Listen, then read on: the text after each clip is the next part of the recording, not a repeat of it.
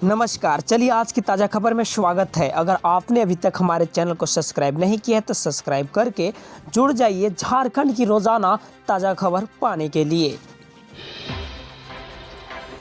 माओवादी मिशिर वेसरा और अनलदा दस्ते के 8 नक्सलियों ने किया सरेंडर। जाने कौन कौन इस पर है शामिल। सेंट्रल कमेटी के सदस्य व हार्डकोर नक्सली मिशिर वेसरा और अनलदा के दस्ते में शामिल 3 महिला सहित 8 नक्सलियों ने बुधवार को रांची के जोनल आईजी पंकज कंबोज के कार्यालय में सरेंडर कर दिया। इस मौके पर आईजी अभियान सह प्रवक्ता एवी होमकर ने उनके सरेंडर के संबंध में आधिकारिक घोषणा की।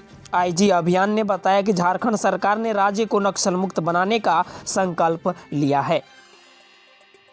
सरेंडर करने वाले जयराम बोदरा के खिलाफ 11 मामले दर्ज हैं। सरिता के खिलाफ 6, सोमवारी के खिलाफ 2, मारतम के खिलाफ 5, तुंगरी के खिलाफ 1, पातरकोड़ा के खिलाफ कुसनू 2 केस दर्ज हैं। 2 नक्सलियों के खिलाफ कोई केस दर्ज नहीं है। कुसनू सिरका 3 वर्षों से दस्ता में सक्रिय था।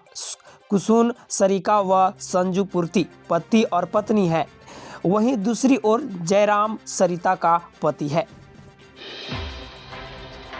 कैबिनेट के फैसले के बाद भी मिड डे मील में नहीं मिलेंगे 5 दिन अंडे।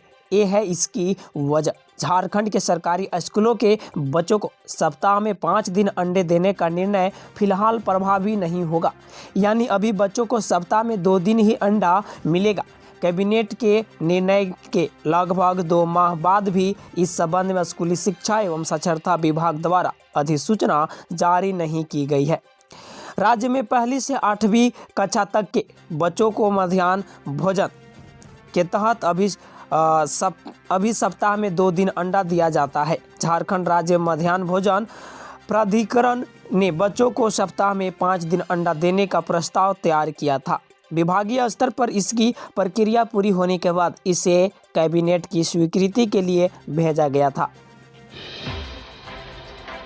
झारखंड में लगातार पारा गिरने से सर्दी, खांसी और बुखार के बढ़े मरीज। काउंटर पर लगी रही लंबी कतार। राजधानी में लगातार पारा गिरने से खांसी, जुकाम के साथ सांस के रोगियों की संख्या बढ़ रही है।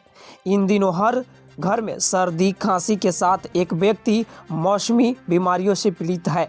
सरकारी अस्पताल से लेकर निजी चिकित्सकों के ओपीडी में सर्दी खांसी से पीड़ित मरीजों की भीड़ है। मंगलवार को सदर अस्पताल के रजिस्ट्रेशन काउंटर पर पर्ची कटाने के लिए मरीजों की भारी भीड़ लग रही है। इनमें महिला मरीजों और बच्चों की तादाद सबसे ज़्यादा थी। काउंटर पर 2 घंटे तक लंबी कतार लगी रही। बागवानी मिशन योजना के तहत किसानों को बांट दी रदी। प्रिजवेंशन यूनिट हड़प लिए करोड़ों रुपए। झारखंड सरकार द्वारा संचालित बागवानी मिशन योजना में आपूर्तिकर्ताओं ने किसानों को मुफ्त में रदी प्रिजवेंशन यूनिट बांट दी। योजना के तहत एक यूनिट की लागत 2 लाख रुपए थी। इसमें से 1 लाख रुपए किसान से लेने थे, 1 लाख रुपए राज्य सरकार से बतौर अनुदान मिलना था। लेकिन आपूर्तिकर्ताओं द्वारा किसानों को 2 लाख की जगह पर 25,000 रुपये से भी कम लागत की रदी प्रिजर्वेशन यूनिट बांट दी गई है। पलामू की सड़कों पर उतरे यमराज, यकीन नहीं होता। चलिए जानते हैं। पलामू जिला के हरिहरगंज थाना पुलिस की अनोखी अदा से लोग अचंभित है। साथ ही उनकी यह अदा सोशल मीडिया में भी जमकर वायरल हो रहा है।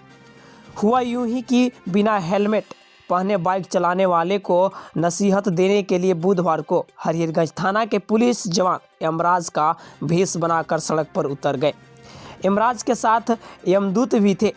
ये बिना हेलमेट पहने बाइक चलाने वाले को रोककर ट्रैफिक नियमों की जानकारी दी। पहले तो लोग कुछ समझ नहीं पा रहे थे कि उनके साथ ये क्या हो रहा है, पर जब बात समझ में आई तो लोग शर्मिंदा हुए और आगे से हेलमेट पहनकर बाइक चलाने की शपथ लिए।